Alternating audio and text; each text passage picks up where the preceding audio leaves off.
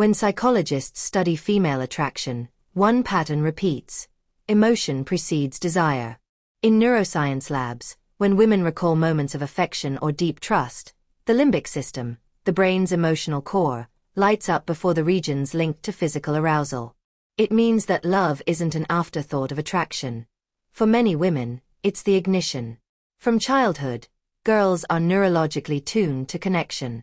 Oxytocin, the bonding hormone, surges during eye contact, empathy, even laughter. These micro-moments become the subconscious proof that it's safe to open up. Safety is not about danger. It's about belonging. The body waits for emotional green lights, the sense that I am seen, I am valued. Modern culture sometimes labels this as dependence, but it's actually evolutionary intelligence. Our ancestors who bonded emotionally before pairing were more likely to protect offspring, share resources, and survive. The female brain evolved to link security with desire, to make intimacy a strategy for survival. Inside the female body, chemistry is conversation. When affection begins, a text that feels kind, a genuine compliment, a shared secret, the brain releases dopamine and oxytocin. Dopamine brings excitement. Oxytocin builds trust. Together, they create the emotional rhythm we call attachment. In men, testosterone can sustain desire even without these signals. In women, low emotional safety lowers dopamine flow. The result: the body literally turns off interest. That's why stress, neglect, or emotional coldness feel like rejection on a cellular level. The chemistry that once said go toward him suddenly whispers protect yourself. This isn't psychology. It's survival language. The brain's job is to guard the heart until trust feels earned. Somewhere in the last 50 years, the narrative changed. Women were told to act detached, that equality meant suppressing the need for affection. Yet psychology shows that denying emotion doesn't create freedom. It creates numbness. Sociologists note a rising trend of emotional burnout in modern dating. Many women describe feeling powerful yet disconnected, achieving autonomy but losing warmth. The truth: emotional craving is not weakness. It's wiring that asks for authenticity. Feminine power isn't the absence of feeling. It's the courage to feel deeply without apology. In the modern world, affection and attention travel at the same speed, one notification away. Yet women report record levels of loneliness. Psychologists call it the intimacy paradox.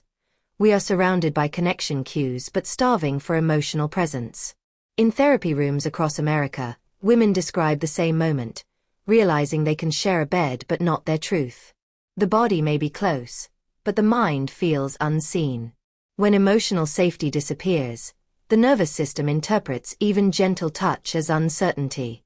The body protects itself by quieting desire. Real intimacy begins not with chemistry, but with consistency, someone who stays long enough for the body to relax again. Neuroscientists at Stanford once measured how stress reshapes female desire.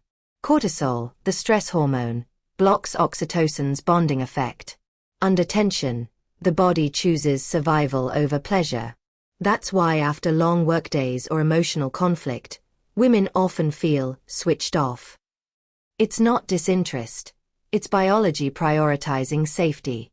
The ancient brain doesn't understand traffic, deadlines, or unread messages. It only asks one question: am I safe right now? Until the answer is yes, intimacy waits patiently at the door. When a woman feels emotionally safe, her nervous system shifts from defense to openness. Heart rate slows, muscles soften, and oxytocin begins to rise. This hormonal dance doesn't just create calm, it heightens sensitivity, presence, and connection. The body reads kindness as attraction. Small gestures, eye contact, empathy, patience, activate the same pleasure circuits as physical touch. In other words, emotional security is foreplay, written in chemistry. Digital communication was meant to make love easier. Instead, it sometimes teaches us to perform feelings instead of feel them. Dating apps compress attraction into seconds. Text threads replace tone and presence. Many women say they crave emotional depth but fear appearing too much. The screen becomes a shield, safe from rejection, but also safe from real connection. Behind that safety lies numbness. The body cannot bond with pixels. It needs warmth, scent, time.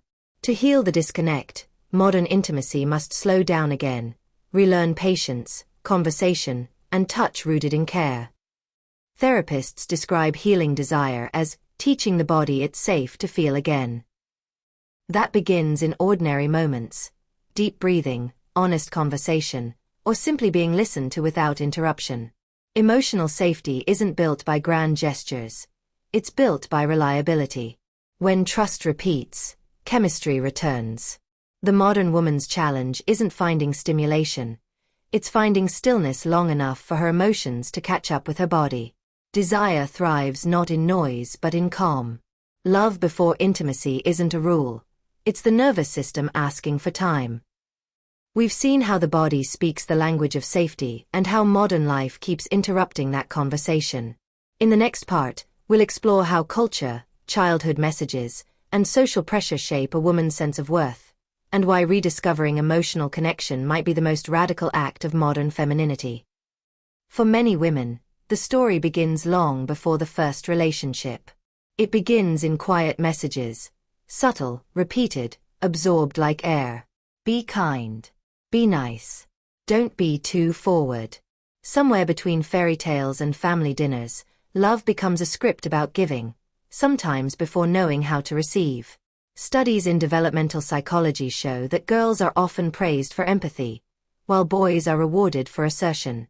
The result: a generation of women fluent in care but uncertain about asking for it back.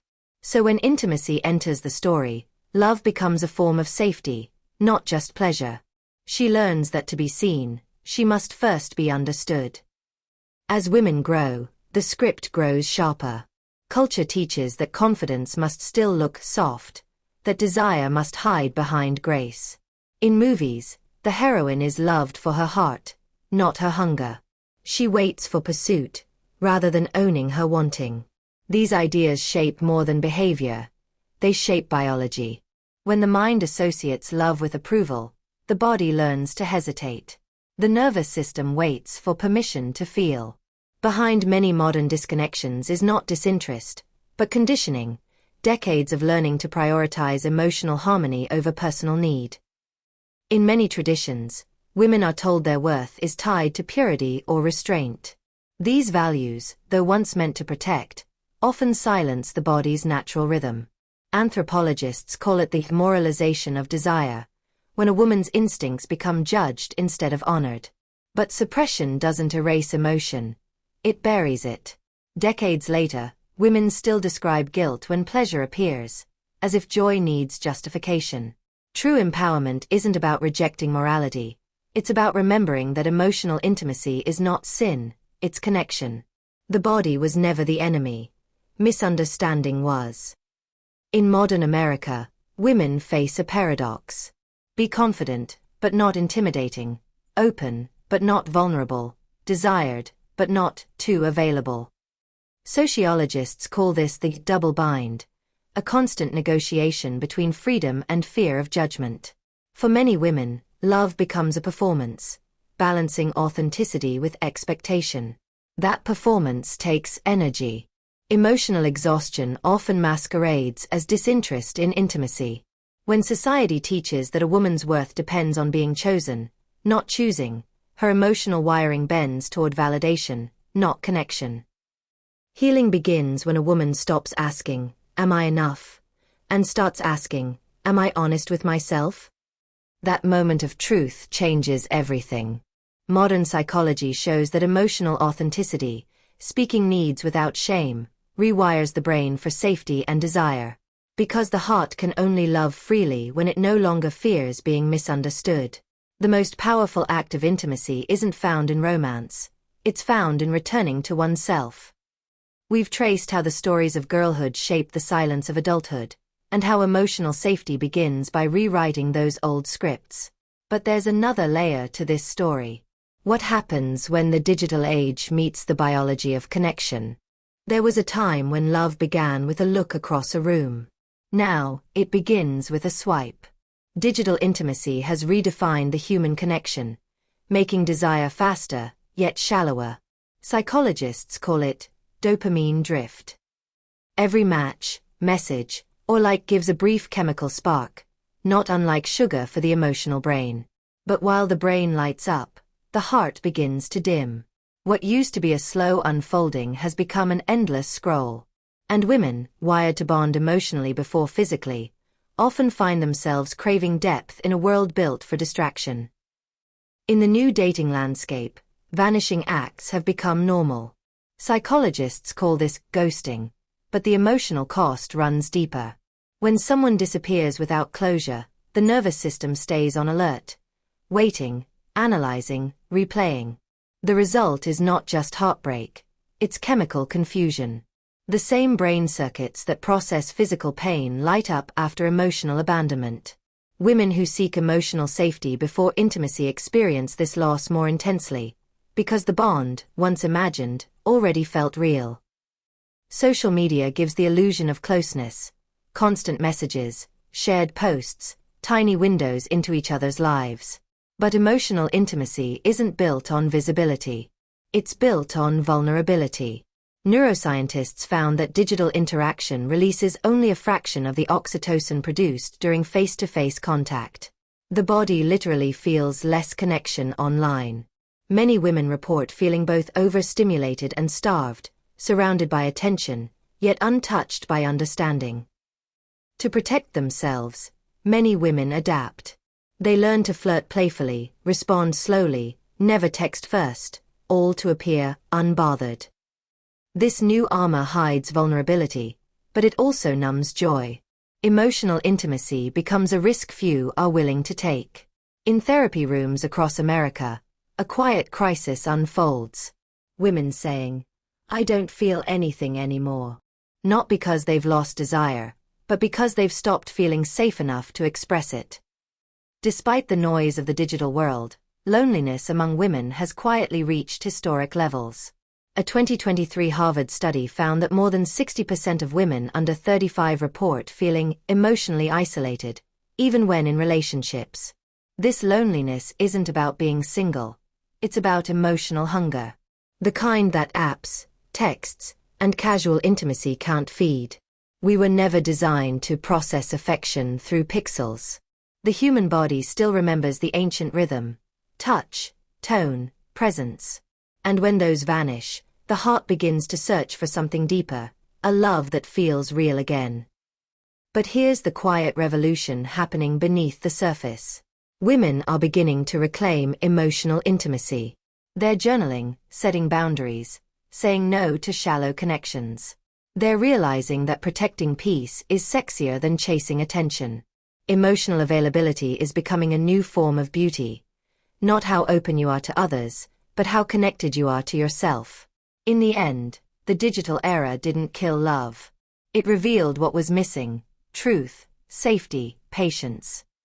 Technology taught us how to talk more, but not how to feel more. And yet, somewhere in this chaos, a new kind of woman is emerging, one who knows that true intimacy starts within. In Part 5, we'll uncover how modern women are rewiring their emotional bodies, learning to love again, not from fear, but from freedom. Healing doesn't begin in a therapist's office or in someone else's arms. It begins in a quiet pause, that single evening when a woman closes every app, turns off every sound, and lets the silence touch her. For a moment, she notices her own breath again. She feels the weight of her chest, the rhythm of her heart. Not rushing, just being. This is where reconnection starts, in stillness, not search. Modern neuroscience reveals that the body cannot feel desire without safety. The female nervous system, when flooded by cortisol from stress or rejection, literally shuts down sexual and emotional openness. That's why genuine care, a tone of voice, a patient look, a held hand, becomes biological permission to feel again. Women don't overthink. They scan for safety. It's not weakness, it's evolution protecting the heart. Every woman carries two love stories, the one she tells others, and the one she tells herself. Many discover that the second story needs rewriting. Reclaiming intimacy means returning to the body with kindness, seeing it not as an object to perfect, but as a home to protect. The body isn't just flesh and chemistry. It's memory. It remembers every time you chose to stay, every time you ignored the whisper saying, "This doesn't feel right." Healing begins when you listen to that whisper again. For centuries, women were told that wanting too much makes them dangerous. But modern psychology reframes desire as communication, the body's way of saying, "I'm alive." Emotional craving, physical closeness, tenderness, all speak the same language of belonging. To crave love before sex isn't prudish. It's the female nervous system demanding truth before surrender. The deeper lesson? The more emotionally connected a woman feels, the more vividly her body responds. Intimacy isn't the reward for love, it's its reflection. When a woman finally understands her wiring, something powerful happens. She stops chasing love through performance and starts attracting it through peace. She no longer apologizes for needing emotional depth. She no longer mistakes chaos for chemistry. Freedom, she realizes, isn't the absence of attachment, it's the presence of choice. She can now love without losing herself, desire without danger, give without disappearing. Across the world, women are beginning to wake up to this truth. They're forming communities that talk about emotional literacy, nervous system healing, and real connection. This is not rebellion, it's restoration.